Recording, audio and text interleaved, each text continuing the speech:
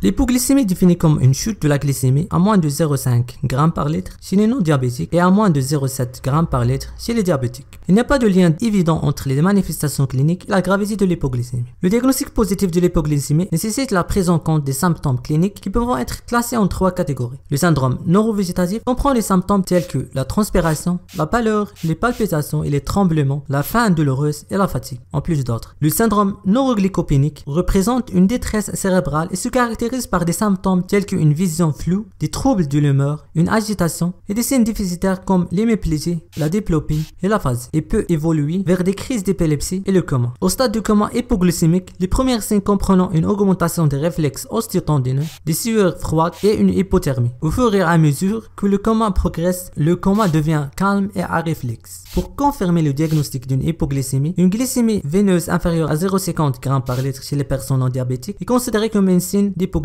Il est essentiel d'identifier la cause sous-jacente d'hypoglycémie, mais cela doit être en dehors des situations d'urgence. Chez les patients diabétiques, l'hypoglycémie provoquée par l'insuline peut être déclenchée par des erreurs alimentaires, une consommation excessive d'alcool, un exercice physique inattendu, un surdosage en insuline, une insuffisance rénale, une gastroparasie ou une lipodystrophie due à des injections d'insuline dans la même zone du corps. De plus, l'hypoglycémie peut être secondaire à des conditions associées qui réduisent les besoins en insuline. L'hypoglycémie liée à l'utilisation du sulfonylurée hypoglycémiante peut être due au non-respect des contre-indications, à un surdosage absolu qui est plus fréquent chez les patients âgés, ou à des interactions médicamenteuses avec des médicaments tels que les ANS, les diurétiques, la warfarine ou le méconazole. L'hypoglycémie organique est moins fréquente mais plus grave chez les patients non diabétiques. Il peut avoir des différentiologies, notamment des troubles endocriniens, comprenant une hypothyroïdie sévère, une insuffisance anti-hypophysaire ou une insuffisance rénalienne. L'hypoglycémie peut également être causée par une insuffisance hépatique ou rénale sévère, une malnutrition chronique due à une malabsorption ou des carences alimentaires. En plus de tout ça, un souk ou une maladie septique peuvent être une cause. Dans certains cas, aucune cause évidente n'est trouvée, mais les possibilités incluant l'insulinome, qui est une tumeur généralement bénigne qui peut être localisée dans le pancréas, ou des tumeurs extra-pancréatiques, en particulier des tumeurs mésenchymateuses dans les régions thoraciques ou rétropéritonéales. L'hypoglycémie fonctionnelle survient dans les contextes particuliers, après une chirurgie digestive ou chez les personnes souffrant d'obésité ou de prédiabète. Maintenant, on va parler de prise en charge thérapeutique. La prise en charge thérapeutique de l'hypoglycémie consiste à traiter les symptômes immédiats. Chez les patients conscients, l'administration orale de 15 à 20 g